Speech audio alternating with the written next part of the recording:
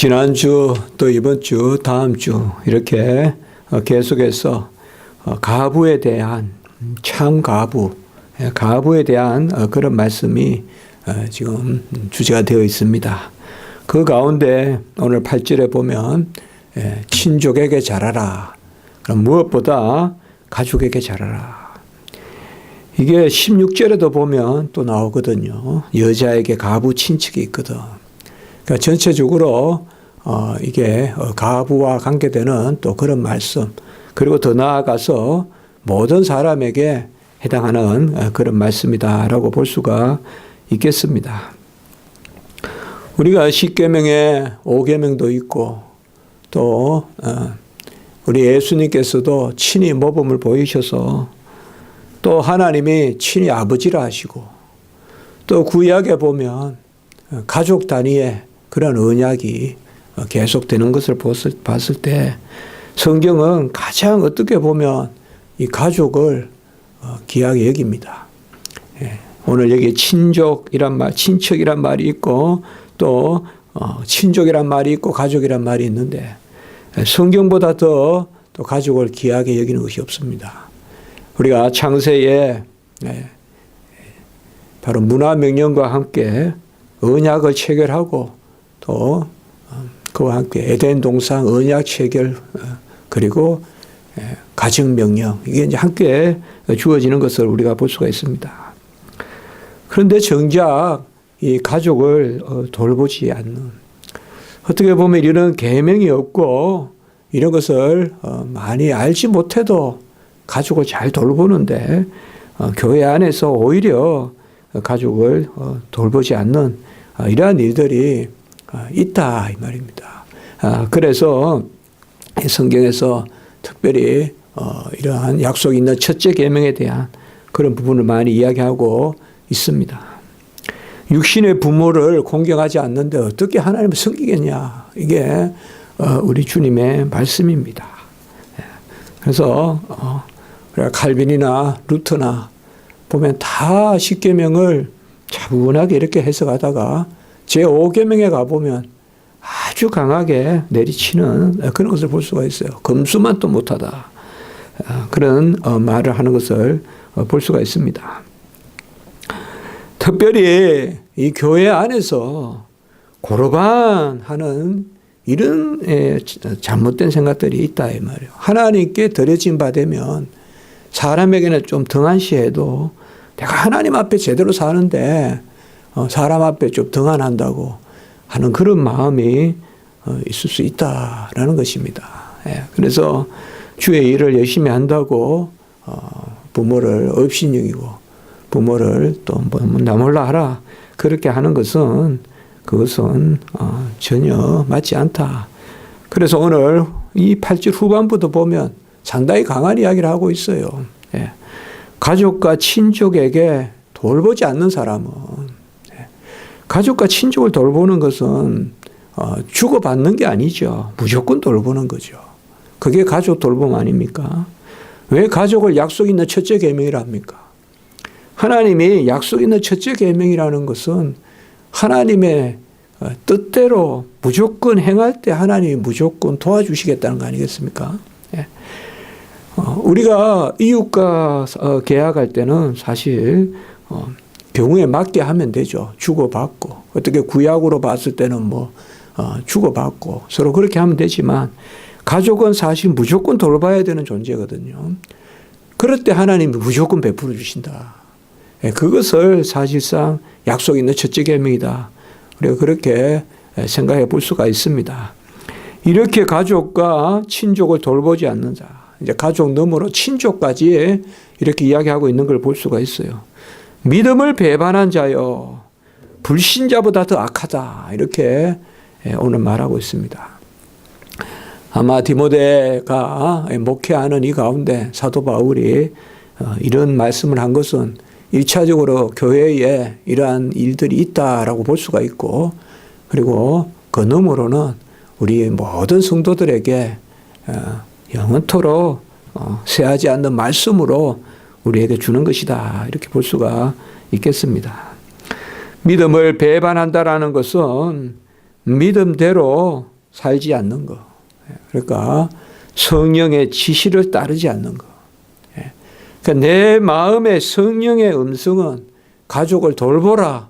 가족에게 잘해라. 그리고 육신의 부모에게 잘해라. 이렇게 그것이 거부한다. 이렇게 말하고 있는 것입니다. 그러니까 믿음을 배반했다는 것은 우리 안에 가족을 향한 그러한 하나님의 지시가 있다는 거예요. 그래서 그 성령의 뜻하심을 거부하는 거다. 그래서 강하게 이렇게 이야기하고 있습니다. 믿음을 배반한다. 이 말은 성경에 자주는 나오지 않지만 이 디모데서와 디도서에 나옵니다. 6번 나온다. 이렇게 봤습니다. 디도서와 디모데에 6번 나오는데 믿음을 배반한다는 것은 바로 그것입니다. 우리가 어떻게 보면 그런 게 있어요. 믿는다 하면서 오히려 하나님과 가까이 산다 하면서 내가 해석해 버려서 연약함이 없고 애통함이 없어지는, 다 하나님 안에서 내가 다 해결해 버렸다고 생각하고 내 할 일을 안 하는 그런 거 있을 수가 있어요. 그리고는 합리화시키고, 이것을 모르는 사람은 오히려 내가 잘못한다 모른다 하면서 막연해나마 그것을 쫓아서 하려고 하는데, 하나님 믿는다 하면서 하나님 이르신 분이다 하면서 그냥 가족을 내팽개치는 그런 것은 우리가 잘못된 것입니다. 우리가 벤을 하는 영화도 감명 깊게 보지만 그것도 보면 가족 단위로 일어나는 일이잖아요. 가족 단위로.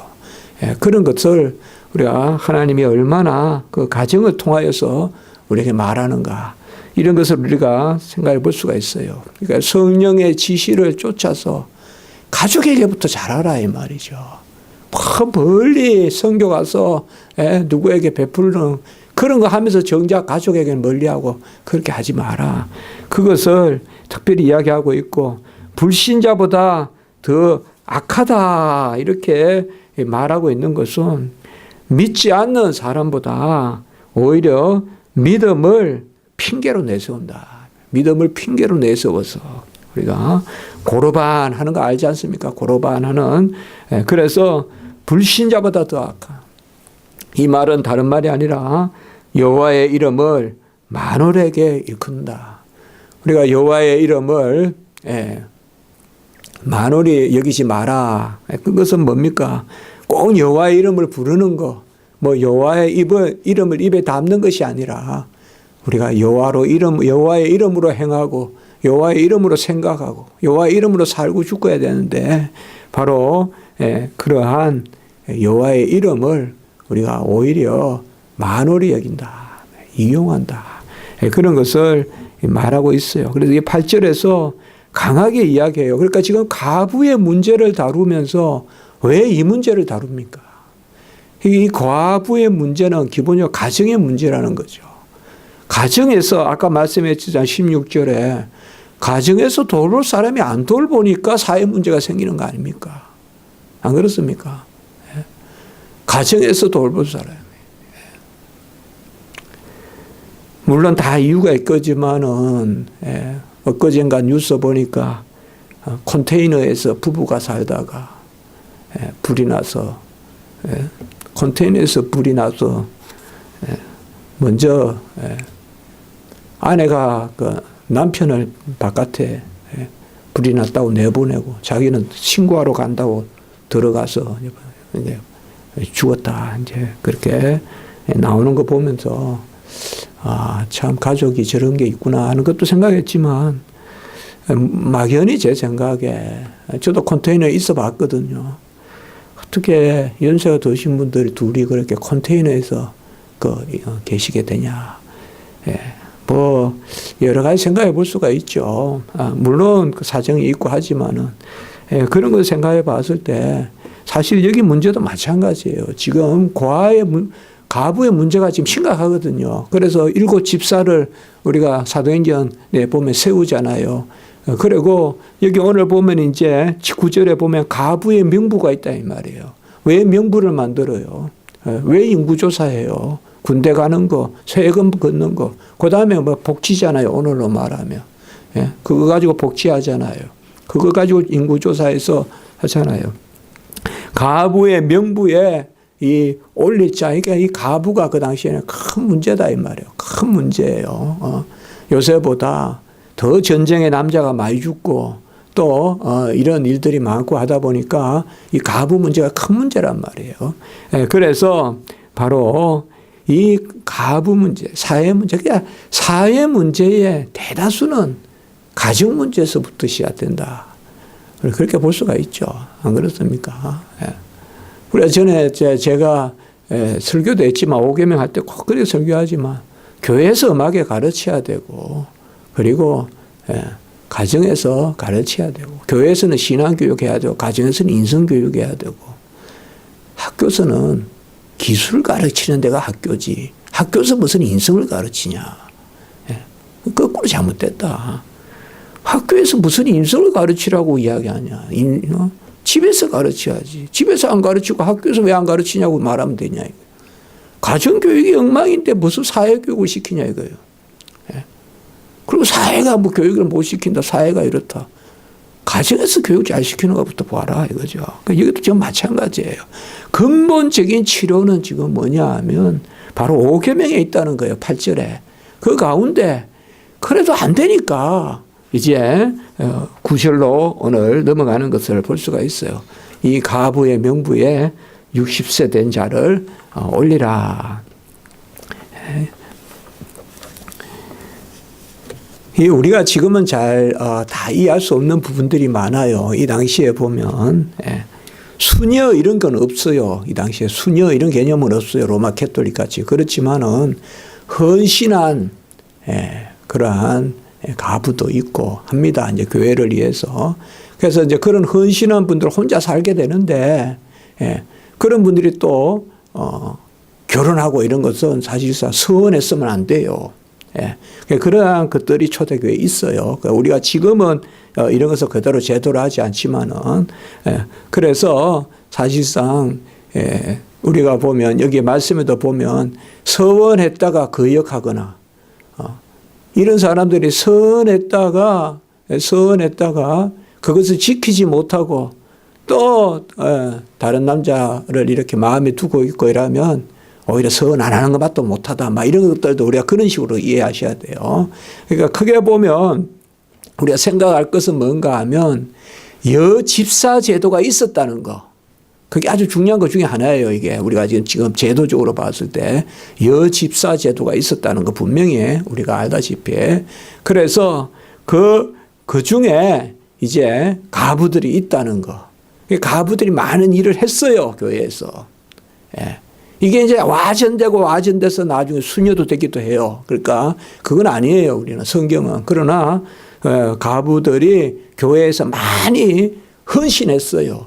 그런 헌신하는 가부들을 업신여기지 마라. 이렇게도 돼요. 이게 말씀이. 그러니까 그런 배경들을 우리가 잘 생각을 해야 됩니다. 여기에서. 그래서 오늘 9절에서 10절까지는 보면 명부에 오를 가부들이 누군가 이 말이에요.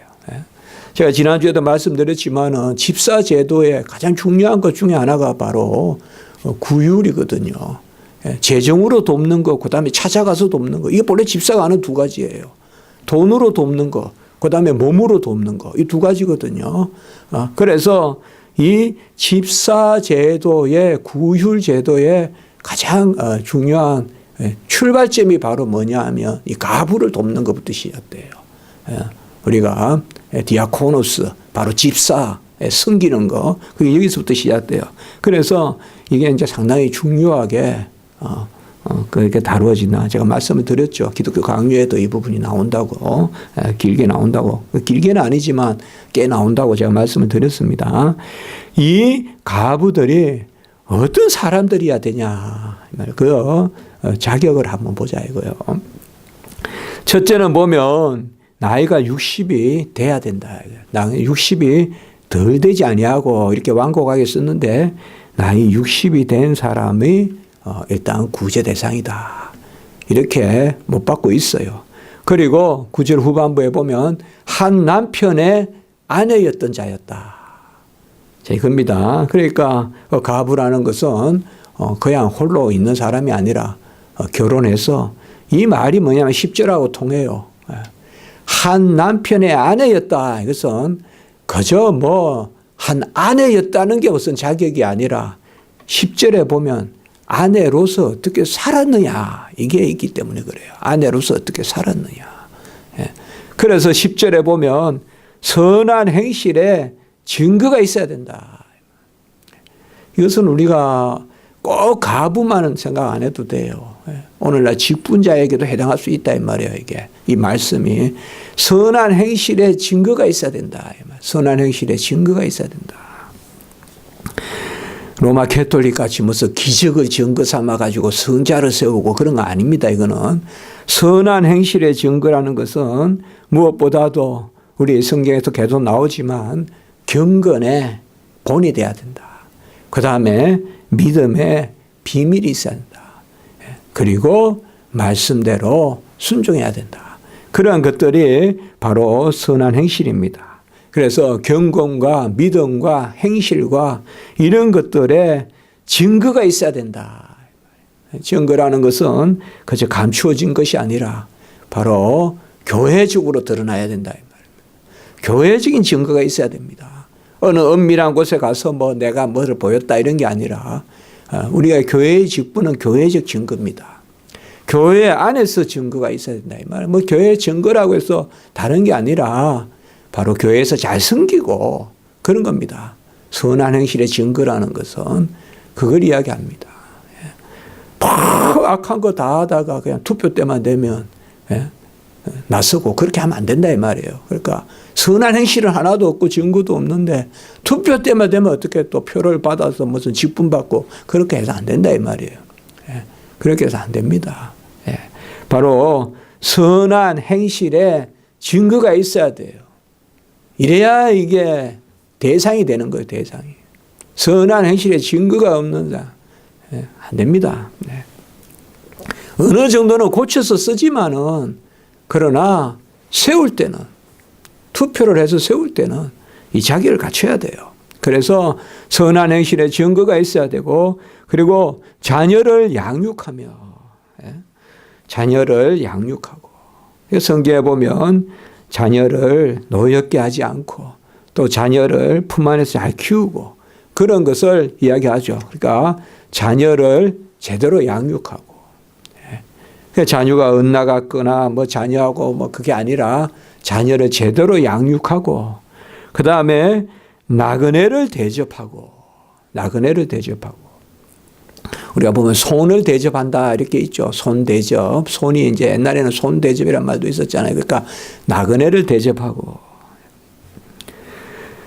요새야 나그네 대접이란 게 뭐 별 의미가 없죠. 크게 보면서는. 그러나 옛날에는 이 나그네 대접이 없으면 사회가 유지가 안 되잖아요. 왜냐하면 우리나라도 저기 저 남도에서 저 가거치로 서울까지 가려면 계속해서 중간중간에서 며칠을 자야 되잖아요. 그러면 뭐 물론 뭐 객사가 있고 이런다면 그런 데 가서 여객이나 이런 데서 머물고 하겠지만은 집에 이렇게 한다고. 이 당시도 마찬가지라고요. 먼 길을 간다고요. 보통 나서면 40일도 가고. 이러다 보면 가장 큰 덕목이 뭔가 하면 남을 섬기는 게 길손을 드리는 거예요. 집에. 길손을 들여서 대접하는 거예요. 길손을 들여서. 그게 돼야 그 사회가 돼요. 이게 거꾸로 되면 뭐냐. 우리가 아브라함에 보면 나오죠. 아브라함의 그 말씀에 보면 나오잖아요. 예? 바로 주의 사자들이 왔는데 막 그냥 오히려 그렇게 하잖아요. 그걸 보면 알 수가 있어요. 그래서 우리가 사실상 나그네를 대접한다는 것은 그 당시에는 아주 중요한 덕목입니다. 그래서 성경에도 보면 우리가 사르밧 가부, 엘리야에게는 사르밧 가부가 있었고 또 엘리사에게는 수넴 여인이 있잖아요. 수넴 여인이. 그 수넴 여인이 또 돌보잖아요. 보면 주의 종들이 먼 길 가서 뭐 하는데 엘리사가 저기 거리대서 사르밧 가부 갔을 때 그때 가부가 손 대접하잖아요. 자기가 먹을 것도 없는데 나만 준단 말이에요. 뭐 생각지도 할 수 없는 거 아니에요. 빼앗아 먹을 판국인데 지금 먹을 게 없어서 그거도 내놓잖아요. 그리고 또 수냄 여인도 보면 엘리사에게 뭡니까? 우리가 아예 집을 마련해놓고 청소 깨끗하게 해놓고 서재까지 오늘날로 말하면 딱 그냥 책 읽게 해놓고 집에 머물러라고 하잖아요. 그래서 수냄 여인이 엘리사 기도해서 아기도 낳고 이러잖아요. 그러다 나그네를 대접해서 그 상을 받는 거. 그리고 우리가 루디아, 뭐 자주장사 루디아, 빌립보 교회. 그게 많잖아요. 여기 나그네 대접한다는 개념이. 그러니까 그 당시에는 그래요. 그래서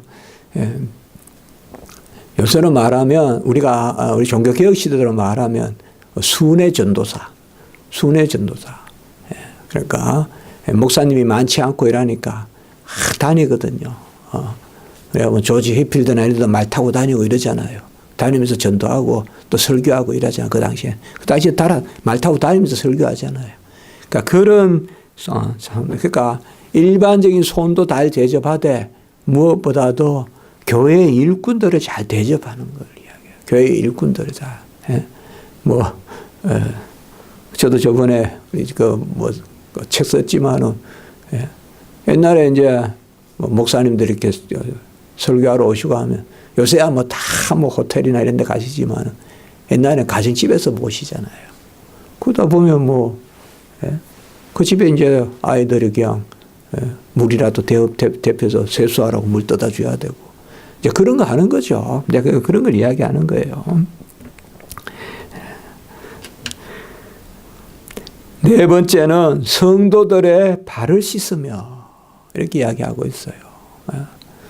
지금 이제 보통 우리가 9절까지만 읽고 그냥 60세 된 가부가 그냥 명부에 오른다 이렇게 생각하는데 60대 되고 그렇죠. 한 남편의 아내였던 그런 사람이 참 가부가 된다 이렇게 생각하는데 사실상 중요한 건 10절이에요. 10절. 참 가부가 뭐예요? 왜 아내가 돼야 될까? 아내가 된다는 그 덕목이 바로 밑에 있다고요. 그 밑에. 선한 행실에 지은 거 자녀를 양육하고 나그네 대접하고 성도들의 발을 씻기고 그러면 낮은 곳에서 숨기고 실제로 천한 일을 하는. 그러니까 이렇게 보면 뭐예요? 거의 교회의 직분적인 그러한 일을 한 사람들을 이야기하는 거예요. 그러니까 성도들의 발을 씻고 그다음에 환난 당한 자들을 구제하고 자기가 베풀었으니까 대배품을 받는 거죠. 자기가 베풀어서 배품을 받고 그리고 선한 일을 행한 자다. 마지막에 선한 일을 행했단 말은 직분을 감당했다. 그렇게 볼 수가 있어요. 그렇게 볼 수가 있습니다. 그러니까 무슨 말씀인가 하면 제가 이렇게 설교문에 적어봤어요. 혹시 오해하시면 안 되는데 교회가 구제할 때도 분별해서 구제하라. 교회가 구제할 때도 분별해서 구제하라. 그러니까 무조건 그냥 맞죠. 무조건 범죄자나 다 구제해야 돼요. 교회가. 그렇지만은 그 구제에도 성격이 있다 이 말이에요. 성격이. 오늘 여기 말씀은 그걸 우리에게 이야기해 줘요. 물론 우리가 강도들에게도 먹여야 되고 그렇게 해야 되지만은 교회에서 구제하는데도 질서가 있어야 된다는 거예요. 질서가. 무조건 눈에 띄고 마음 된다고 그냥 바바바바 하자고 하고 그렇게 하는 게 아니라 교회 구제에도 질서가 있어야 된다. 그러니까 오늘 여기에 말씀을 보면 뭐예요? 바로 이 참 가부는 다른 사람이 아니에요. 교회에 충성된 여종이에요. 교회에 충성된 여종이 가부가 된 거예요. 그때 도우라 이거예요. 그때 도우라는 거예요. 열심히 교회를 위해서 헌신하고 열심히 했던 그런 사람들은 교회가 의무적으로 도우라 이 말이에요. 이걸 가부라고만 생각하지 말고 교회를 위해서 열심으로 일했던 사람들을 교회가 없이 여기지 마라. 그걸 이야기한다 이 말이에요. 그 교회 울타리 안에 있는 분들이 연세 든다고 업신여기고 뭐 딴 데 구제한다고 그렇게 생세 내지 마라 이 말이에요. 우리 한국 교회도 이제 앞으로 노령자가 많아지잖아요. 그걸 우리가 꼭 가부라고 이렇게 할 게 아니라 다만 선한 행실의 증거가 있고 잘 섬기고 아까 발을 씻기고 그리고 주의 일꾼들을 잘 대접하고 아까 손 대접한다는 말 특별히 주석에 보니까 그래 나와요. 특별히 말씀을 섬기는 종들을 잘 대접하는 게 손대접이다. 우리 스코틀랜드 신앙 고백서 7위서 이런 데 보면 나오잖아요. 나와요. 수은의 전도자를 잘 대우하러 나와요. 그런 이야기가 함께 됐네. 다 성경적이에요, 그게. 말씀 전하면서 다니는 사람을 잘 영접하라 이거예요. 그거 다 여기. 그리고 환난 당한 자들을 돕고 있잖아요, 교회에 보면. 정말 누가 봐도 증거가 있고 그런 사람들을 교회가 잘 돌보라. 세상에서는 혹 오늘 아까 8절에서 세상에서는 자식이 부모를 버려서 그런 자식은 어디에 잘 있으면서 부모는 그냥 어느 구석에서 그런 게 있을지 몰라도 교회는 그러면 안 된다. 그런 것을 말해주고 있습니다. 우리 한국 교회가 이런 걸 풀어가야 될 숙제고 저는 하나님이 작은 그것도 지시라고 본다면 저는 한국 우리 교단이 복지병원 같은 거를 빨리 하나라도 지었으면 좋겠다. 그런 생각을 항상 하고 있습니다. 복지병원 같은 거 하나 세워서 연세 드신 분들 교회에서 이렇게 선한 증거가 있고 명부에 오를 만한 분들 노연에 좀 그곳에서 찬송하고 예배드리고 그리고 콘발레센트 요양하면서 그러면서 노후를 보냈습니다. 천국 가는 그 과정의 삶을 마지막 삶을 살 수 있는 어떤 그런 것을 교회가 좀 해야 되지 않겠냐. 우리 교단도 그것 좀 해야 되지 않겠냐. 맨날 총신대만 이야기할 게 아니라 총신대 옆에 뭐 하나가 있어야 되지 않겠냐. 그게 제가 좀 생각해 보는 겁니다. 오늘 이 말씀이 바로 우리에게 그런 교훈을 주는 것 같습니다. 기도드리겠습니다. 거룩하고 자비로우신 하나님 아버지 은혜와 사랑의 진실로 감사를 드립니다. 우리가 말씀에 비추어 보면 참 부끄럽습니다. 그러나 이 말씀이 또 우리를 찔러 하나님 말씀하시면 이루시는 그 영의 역사가 있을 줄 알고 또 말씀을 받습니다. 우리가 이웃에게 잘하고 친족에게 잘하고 가족에게 잘하게 하시고 또 교회에서도 열심히 봉사하고 눈물 흘리며 또 교회를 섬긴 분들이 또 끝까지 이렇게 하나님이 보호하시지만 우리를 그 교인들의 지체들의 손을 들어 또 보호하는 그러한 것들이 잘 될 수 있게 하시고 한국교회도 이제 아버지여 고령화가 되면서 은퇴 후에 그런 일들이 교회에 여러 문제거리가 되어 있습니다. 하나님 아버지 이런 것들이 잘 질서가 잡혀서 오늘 말씀이 기준이 되어서 잘 회복될 수 있도록 도와주시고 오늘 하나의 예배 가운데 우리 아버지의 순서 가운데 주일학교 가운데 또 가는 발걸음 가운데 다 인도하시고 특별히 이번 주간에는 멀리 오가는 그러한 아버지의 성도님들 있었을 텐데 잘 안전하게 보호해 주시옵소서. 감사함을 드리옵고 구주 예수 그리스도 이름으로 기도드리옵나이다. 아멘.